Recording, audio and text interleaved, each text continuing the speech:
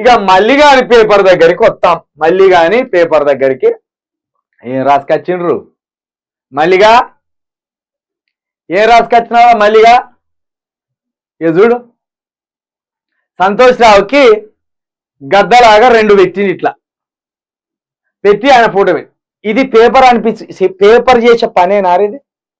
ఒక విధంగా దీన్ని వేధింపులు అంటారు, ఇవి సైకోయిజం అంటారు. అసలు ఇట్లా పెడతారా? పేపరా ఇది?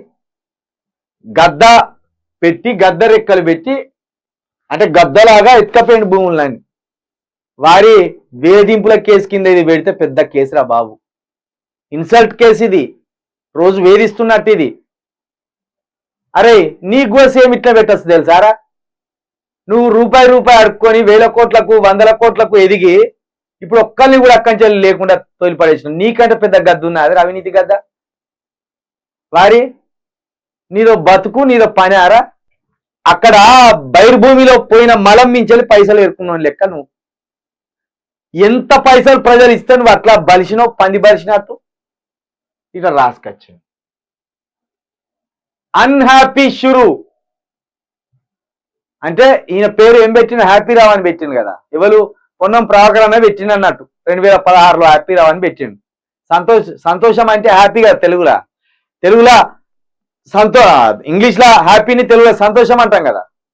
అగో ఆ క్రమంలో ఆయన హ్యాపీ రావు అని పెడితే దీన్ని మల్లిగానే పెట్టినట్టు ప్రమోట్ చేసుకున్నాడు.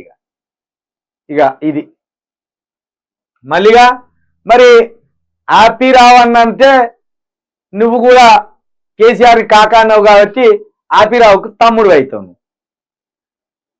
మరి అన్న వార్త రాసుకొచ్చుకున్నావు గారా, మరి నీ వార్త కూడా వచ్చినట్టే అందులో. ఎందుకురా నువ్వు అసలు మల్లిగా? నాకు అర్థమైతలేవు. అరే ఈ వార్త V6లో వచ్చింది, చంద్రజ్యోతిలో వచ్చింది, నీ దగ్గర కూడా వచ్చింది. అంటే వాళ్ళ దగ్గర నుంచి కూడా ఏమన్నా నీకు అందుతానాయా?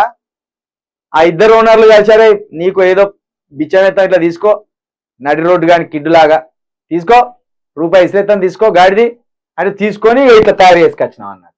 వాళ్ళు ఇట్లా వేయలేరు కాబట్టి నువ్వు ఇట్లా వేసినావు. అబ్బా నిజాయితీ పరువు నువ్వురా నువ్వు నిజాయితీ నీతివంతురాలని ఒక తల్లి ఉంటే ఆ తల్లికి పుట్టిన ఒకే ఒక్క నీతిమంతుడివి నువ్వు. ఇది ప్రజలు నమ్మాలి. నీ వేషభాష, నువ్వు తిరిగే వాహనాలు, నువ్వు తినే తిండి, నువ్వు వండే ఇల్లే చెప్తాను కాదురా నువ్వు ఎంత దొంగవని. ఏ జర్నలిస్ట్ కానీ ఉన్నాయా గట్లా ఆస్తులు? 2 సంవత్సరాలుగానే 100 కోట్లు సంపాదించిన జర్నలిస్ట్ ఎవరన్నా ఉంటే చెప్పు జర.